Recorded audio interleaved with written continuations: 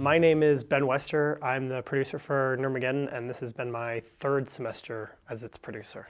Hi, I'm Brad Pearson. I would say I'm the right-hand man of Nerdmageddon. I'm like Ben's right-hand man, so if anything goes wrong, I'm kind of the errand boy. I usually show up about an hour and maybe even an hour and a half beforehand and start getting things ready, like making sure that all the cameras are plugged in, making sure the microphones are working, just so that way our talent can show up and it's something that they don't have to worry about. And then making sure that the set is dressed, putting up our banners and the robots, scattering them around, and just making it a little bit more nerd feeling than just a standard room. I've been on Nerdmageddon, this is my third semester on it, so I've been on it for about a year, and it's been quite a fun experience. There's about, I'd say, 3 main positions that we have, which is our audio person who sits and monitors audio. I also have the switcher who pays attention to the show and watches where the conversation is going and is able to live cut our show like that for the live stream, and then that's the cut that we end up using on YouTube. And then the third position that is content manager, who sits and also listens to the show but waits for cues of when conversation shifts, so that way we can give it our sheet to the editor, and that way they can figure out where certain graphics need to go, when the conversation changes, things like that. It's just kind of a fun experience just to bond with Ben and used to be John, who's now on the show, and just kind of build a friendship off of that. To wrap it all up in one word, I'd say like the biggest thing I've learned throughout my time being a producer is confidence in what I'm making. I'd say the confidence to be able to like look back on something and say, I made this.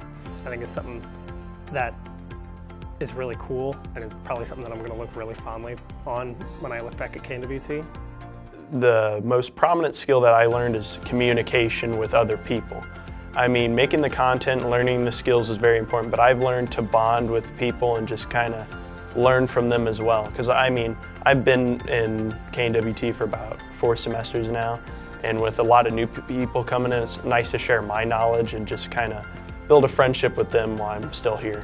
For somebody that's not sure if they want to join KNWT or get into this world at all, I'd say just try it. I mean, worst case scenario, you end up disliking it and you go, well, that was a waste, oops, and then you can move on and try something else. But best case scenario, you find something you really like I know a lot of people in the department found it kind of on a whim. We have many shadows who come from different departments and just absolutely love it and show up every week because they just love making things.